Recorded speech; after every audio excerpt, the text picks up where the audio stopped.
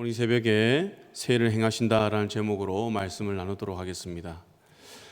지난 한 주간 6일 동안 이렇게 새벽 기도 오시느라 너무 수고 많으셨습니다. 이번 한 주간 우리의 기도를 통해서 우리 교회에 또 우리의 삶에 놀라운 역사가 일어날 줄 믿습니다. 말씀을 준비하다가 삶의 의미를 찾아서라는 그 책을 썸머리한 것이 생각이 났는데요.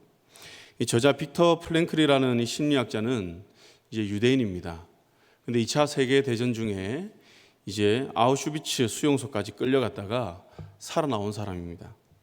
그가 여러 번의 죽을 고비를 넘기면서 깨달은 것이 있는데 무엇이냐면 아무리 열악한 환경이라 하더라도 삶의 의미를 찾고 희망을 품고 있는 사람은 쉽게 죽지 않는다는 것이죠.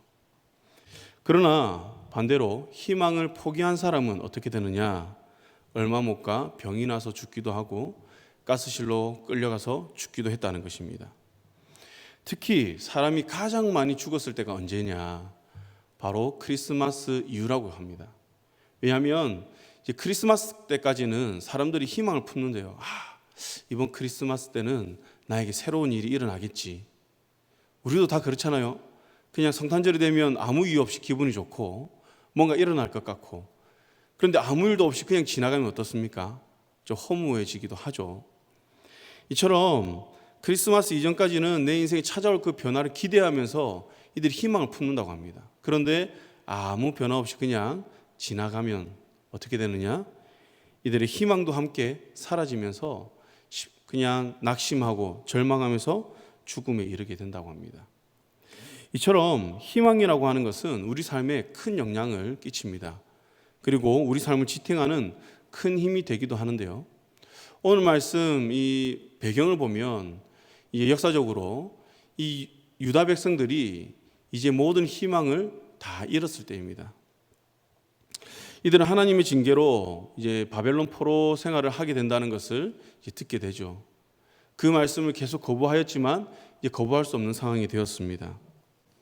여러분, 이 말을 들은 이들의 그 마음은 어땠을까요? 이들은 성전을 우리가 잘 지키면 우린 구원받을 수 있다. 이들에게 예루살렘 성전은 희망이었습니다. 이들은 예루살렘 성전을 통해서 하나님이 우리를 보호하신다. 그런 믿음이 있었습니다. 그 믿음을 붙들고 이들은 잘 버텼습니다. 그래서 성전을 지키기 위해서 이들이 얼마나 노력을 했는지 모릅니다. 물론 그 과정 가운데 하나님 원치 않는 방법도 있었지만 이들의 그 열정은 누가 보아도 뭘 할 수 없는, 정말 이들의 그 하나님의 성전을 사랑하는, 하나님께서 세우신 이 나라를 사랑하는 그러한 마음으로 보였습니다. 그런데 이렇게 열심을 품는 그들이 이제 바벨론 포로로 보내진다고 하니 어떻겠습니까? 마음이 얼마나 참담하고 낙담이 되었습니까? 그리고 얼마나 두려웠겠습니까? 다른 것보다 하나님으로부터 버림받는다는 그 마음이 더 이들을 고통스럽게 했는지도 모르겠습니다. 아마 십자가에서 예수님이 하나님께 어찌하여 나를 버리셨나이까 라고 하는 그 메시지가 이들의 심정이 아니었을까요? 이렇게 상실감에 빠져있는 그들에게 하나님께서는 43장 1절에서 너는 두려워하지 말라, 내가 너를 구속하였고 내가 너를 지명하여 불렀나니 너는 내 것이라고 말씀하시면서 이들의 마음을 위로합니다. 그리고 이들의 상실감을 먼저 치유하십니다. 또 그들에게 하나님은 내가 내 영광을 위하여 창조한 자라고 말씀하시면서 이들을 이제 어떻게 해요? 너희는 나의 자녀다. 너희는 나의 영광을 위해서 지음받은 나의 자녀다. 지금 너희가 비록 징계를 받겠지만 내가 너희를 버리지 않았다. 왜? 너희는 나의 자녀이기 때문에, 나의 영광을 위해 너희가 지음받은 존재이기 때문에 너희는 곧 돌아올 것이다. 이러면서 이들의 마음을 다시 붙들어 주십니다. 그리고 이들에게 우리의 존재가 우리 어떠한 존재인지를 다시 깨닫게 한다는 거죠. 여러분, 얼마나 감동입니까? 나는 버려진 줄 알았는데, 하나님이 나를 떠난 줄 알았는데 그게 아니었던 것입니다. 하나님께서는 한 번도 버리신 적이 없습니다. 그리고는 하나님께서 새 일을 행하신다고 하는데요, 이 새 일에서 중요한 전제가 하나 있습니다. 뭐냐면 18절에 이전 일을 기억하지 말며 옛날 일을 생각하지 말라는 것입니다. 여기서 이전 일이 무엇일까요? 옛날 일이 무엇일까요? 바로 출애굽 사건이죠. 이스라엘 민족에게 있어서 출애굽 사건은 잊을 수 없는 사건이고 잊어서도 안 되는 그런 놀라운 구속의 사건입니다. 이 출애굽 사건은 하나님의 백성으로 거듭나는 사건이며 하나님으로부터 직접 율법을 받습니다. 이제 그들만의 법이 생긴 것이죠. 그들만의 법이 생겼다는 것은 무엇입니까? 이들이 이제 나라로서의 그 역할을 할 수 있는 그런 기초가 다져졌다는 것입니다. 이들은 광야에서 또 출애굽 사건을 통해서 하나님 놀라운 역사를 체험합니다. 하나님을 알아갑니다. 그리고 나라를 얻게 되죠. 그런데 하나님은 이들에게 이러한 일들 다 기억하지 말라고 이야기를 합니다. 물론 그 이유가 몇 가지 있겠지만 그 가장 중요한 것이 무엇일까 고민했을 때 하나님께서는 과거의 방법과 전혀 다른 방법으로 이제 너희 인도할 것이다. 그렇기 때문에 이전의 것을 기준으로 하여서 나의 일을 판단하지 말라. 지금 너에게 일어나는 상황을 판단하지 말라. 왜? 나는 이제 새로운 일을 행할 것이기 때문에, 너희가 생각하지도 못했던 일들을 내가 지금 행할 것이기 때문에 너희는 이전에 그 일들 다 잊어버리고 너희의 기준을 다시 새롭게 하여서 늘 내가 행하는 일을 보아라 라고 말씀하는 거죠. 여러분, 우리 사람은 내가 본 만큼 우리가 볼 수 있고요, 내가 경험한 만큼 우리는 할 수가 있습니다. 신앙생활도 그렇습니다. 신앙이 좋다고 하는 분들의 특징이 무엇입니까? 공통점은 모든 고난 가운데서 어떻게 이 고난을 이겨냈는가 하는 것에 있습니다. 여러분, 믿음의 시련은 누구에나 다 있습니다. 신앙이 좋은 사람, 영적으로 성장한 사람, 또 영적으로 조금 연약한 사람, 모두에게 믿음의 시련은 다 있다는 거죠. 그런데 이러한 믿음의 시련을 어떻게 이겨내느냐? 하나님을 신뢰하고 의지함으로 이겨낸다는 것이죠. 이 이겨냄을 통해서 어떠한 것들이 생기죠? 우리 안에는 하나님의 신뢰가 더욱더 견고히 쌓입니다. 내가 아는 그 하나님이 아니었구나, 하나님이 이렇게도 행하시는구나. 여러분의 인생 가운데서도 지금 그렇게 경험하면서 이 자리에 나와 있지 않습니까? 그렇기 때문에 이 믿음의 시련은 어떻게 보면 우리에게 힘듦이 될 수도 있지만, 고난이 될 수도 있지만, 믿음으로 한 단계 더 도약할 수 있는 그런 기회이기도 하다는 것이죠. 그래서 우리는 신앙생활 하면서 누구를 만나느냐 너무나 중요합니다. 여러분, 믿음이 좋은 사람을 내 옆에 두기 위해서 힘쓰시기 바랍니다.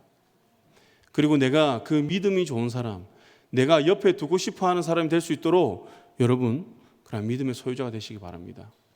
이것은요, 어떠한 고난 가운데서 낙심하지 않고 두려워하지 않고 새 일을 행하시는 그 하나님을 바라보고 신뢰할 때 우리는 이러한 견고한 믿음을 가질 수 있다는 것이죠. 그런데 유다 백성의 이 신앙은 그렇지 못했습니다. 이들의 신앙은 계속 과거에 머물러 있었습니다. 이들은 하나님 뜻이 이미 예루살렘에 없음에도 불구하고 이들은 옛날의 영광에 사로잡혀서 여기에 머물려고 합니다. 하나님 주신 약속의 땅이고 이곳에 하나님께서 화려한 성전을 지으셨기 때문에 이들은 이곳에 머물면 구원받는다고 생각을 하고 있었습니다. 그리고 이들은요, 하나님의 선지자의 말을 듣지 않습니다. 자기에게 좋게 말하는 사람, 자기 귀에 듣고 싶어하는 말을 해주는 그 선지자를 두게 된다는 것이죠. 그런데 하나님께서는요, 지나간 모든 일을 기억지도 생각하지도 말라는 것입니다. 물론 출애굽기 사건도 될 수 있겠지만 지금까지 내가 경험했던 이 모든 것들 다 버리고 다시 리셋을 해라, 다시 세워라, 모든 것을 잊어버려라, 그런 의미가 되지도 않는가 생각합니다. 그래서 제가 직장을 그만두고 이제 새로운 삶을 살아야 되니까 이제 부산으로 이제 가게 되었습니다. 거기서 신앙 훈련을 속된 말로 빡시게 시키는 그 교회를 가게 되었는데요. 청년회 때에 갔는데 너무 힘든 겁니다. 와, 이걸 어떻게 내가 다 소화를 하지? 그런데 그 마음이 들었습니다. 옛날 것을 다 버려야 되겠구나. 왜냐하면 기존에 가지고 있는 그러한 패러다임을 가지고는 제가 변화가 안 되겠는 거예요. 여기서 말하는 것을 제가 받아들일 수가 없는 거예요. 그래서 힘들지만 이전의 것을 생각하지 않으려고 얼마나 노력했는지 모릅니다. 그러한 싸움이 한 1년 정도 지속되었던 것 같습니다. 그렇게 하다 보니 무엇을 경험하게 되느냐? 정말 지금까지 한 번도 경험해 보지 못했던 그런 말씀의 능력들, 기도의 능력들을 삶에서 경험하게 되더라는 것이죠. 여러분, 하나님께서는 우리에게도 그것을 요구하십니다. 10년, 20년, 30년 우리가 신앙생활 어떻게 했는지 잘 모르겠지만 하나님께서는 오늘 이 자리에서 다시 새 일을 행하신다고 합니다. 어제의 은혜로, 어제의 만족으로 우리가 살아가는 것이 아니라 오늘 주는 은혜로 하나님 우리를 살아가게 하시겠다는 거죠. 그렇기 때문에 너는 이제 내 말을 듣고 내가 행하는 일, 지금 이 자리에서 그 일을 바라보아라. 하나님 그렇게 말씀하십니다. 하나님의 일은요, 과거 지향적이 아닙니다. 항상 미래 지향적입니다. 성경에는요, 이와 비슷한 의미를 가진 그런 구절들이 많이 있는데요. 몇 구절만 소개하면요. 고린도후서 말씀에 누구든지 그리스도 안에 있으면 새로운 피조물이라. 이전 것은 어떻게 해요? 다 지나갔다고 이야기합니다. 그리고 보라, 새 것이 되었도다라고 말씀하시죠. 누가복음에서는요, 또 쟁기를 잡고 뒤를 보는 자는 하나님 나라에 합당하지 않다라고 말씀하십니다. 마태복음에서는 새 포도주는 어디에 넣으라고 합니까? 새 포도주에 넣으라고, 새 부대에 넣으라고 하죠. 여러분, 이제는 우리가 시선을 돌려서 하나님께서 앞으로 행하실 일을 바라볼 때입니다. 전도서에서는요, 모든 일에, 모든 만물에는 때가 있다고 하죠. 오늘 이 시간 우리는 어떤 때에 있습니까? 우리는요, 하나님의 행하실 것을 그냥 볼 때입니다. 기다리고 믿음으로 인내하며. 지나간 일을 통해서 우리가 영적 교훈을 얻을 수 있습니다. 그러나 우리의 마음이 계속 과거에 머물러 있으면 안 된다는 거죠. 하나님께서는 지금 새로운 일을 행할 것이라고 말씀하고 있습니다. 그러나 당장 뭔가 우리 삶의 변화가 일어나지 않을 수도 있습니다. 왜냐하면 유다 백성들 보세요. 하나님께서 새를 행한다라고 말씀하시지만 이들은 바벨론 포로기를 지나가야 되는 것입니다. 여러분, 그러나 이 메시지가 우리에게 희망이 되고 소망을 품게 할 줄 믿습니다. 그리고 이러한 믿음과 소망을 품고 이 포로기를 지난 이 유다 백성들 어떻게 했습니까? 그 신앙이 더욱더 견고해지겠죠. 우리도 이러한 믿음을 가지고 이 시기를 잘 극복한다면 우리에게 더욱더 견고한 신앙, 한층 더 성숙한 신앙으로 우리가 발돋움할 수 있는 그런 계기가 되지 않을까 생각을 합니다. 사랑하는 성도 여러분, 우리도 유다 백성들과 같이 성경에 나오는 하나님의 구원의 역사를 참 잘 압니다. 하나님에 대한 지식도 어느 정도 있습니다. 아마 여기에 계신 대부분의 사람들은 이제 주보를 딱 펼쳐서 이제 본문과 제목을 보면 오늘 예배 시간 어떤 말씀이 전해지겠다, 그런 정도는 다 이제 아시죠? 느낌이 오시죠? 그 정도로 우리는 잘 알고 있다는 것이죠. 그런데 중요한 건요, 그 잘 아는 말씀이 우리 삶에서 능력으로 나타나지 않는다는 거예요. 능력으로 다가오지 않는다는 거예요. 그 왜 그럴까 고민을 해보면 여러 가지 이유가 있을 수 있지만 한 가지 이유가 우리가 이 잘 알고 있는 이 메시지가 이 성경의 시대와 지금 내가 살아가는 시대가 너무 다르기 때문에 우리가 적용을 잘 못해서 그렇지 않을까. 어떻게 적용해야 될지 막막하기 때문에. 성경 속에 나오는 그 하나님의 말씀을 믿겠는데 지금 내 삶에 내 앞에 닥쳐진 이 문제들을 하나님이 어떻게 풀어가실까 너무 막연하다는 것이죠.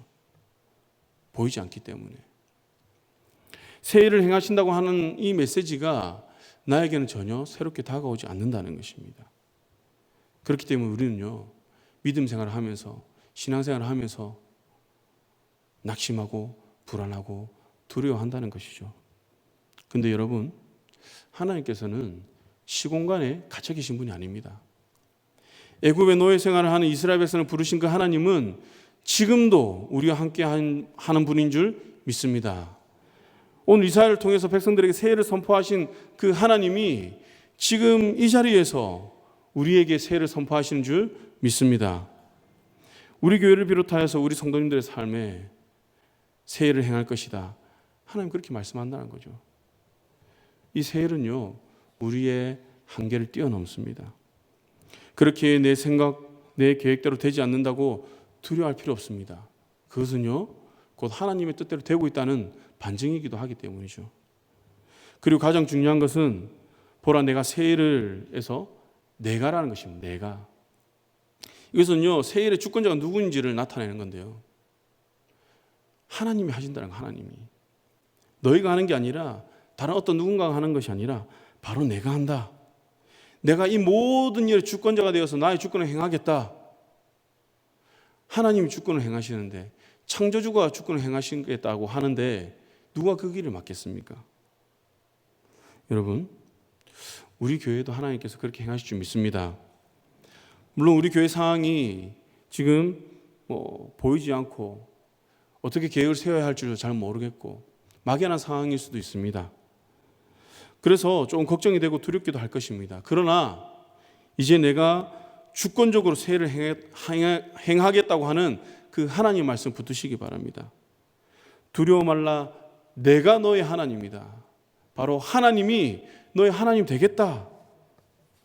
우린 그 하나님을 품고 그 하나님께 소망을 두고 나아가면 된다는 거죠. 하나님께서는요, 이스라엘 백성으로는 상상할 수 없는, 그 당시 이스라엘 백성으로 상상할 수 있었겠어요? 그리고 당시 제국주의 사상으로도 전혀 상상할 수 없는 그러한 일로 이들을 귀환시키시죠. 어떻게 해요? 바사의 고레스 왕을 통해서, 이방 왕을 통해서 한 번도 생각해보지 못했던 방법으로. 여러분, 그러한 역사가 우리의 삶과 우리 교회에 있을 줄 믿습니다. 하나님의 방법으로 인도하실 것입니다. 그렇다면 하나님께서 이렇게 새해를 행하시는 그 동력이 무엇입니까? 바로 하나님의 사랑이라는 거죠. 6절에서 하나님께서는 우리를 아들이다, 딸이다 라고 말씀하시면서 그 사랑을 나타내십니다. 더 이상 주인과 종의 관계가 아니라 부모와 자녀의 관계라는 거죠. 이 관계 설정을 하나님께서 다시 해주십니다. 여러분, 우리는 참 부모 되시는 그 하나님 사랑의 입은 자임을 기억하시기 바랍니다. 그렇기에 우리는 이제부터 새해를 행하실 그 하나님을 기대하며 깨어 기도하면 됩니다. 이렇게 하나님의 일을 기대하는 마음으로 구하는 자는 포로 귀환을 경험한 믿음의 백성들처럼 오늘 이 자리에서 새해를 행하시는 그 하나님의 역사를 경험하게 될 줄 믿습니다. 나를 사랑하시는 하나님, 우리 교회를 너무 사랑하셔서 독생자 아들을 주시는 것도 아끼지 않고 십자가에 내어주신 것처럼 하나님의 그 사랑으로 우리를 다시 품으실 것입니다. 그렇기 때문에 여러분, 기대하시기 바랍니다. 어떻게 이것을 세워나가실지. 그래서 이 사랑을 입은 우리 모든 강연의 성도님들의 그 삶과 또 우리 교회에 이러한 하나님께서 행하시는 새 일이 일어나고 또 보여지고 경험되어지는 은혜가 충만하기를 주님의 이름으로 간절히 축원합니다.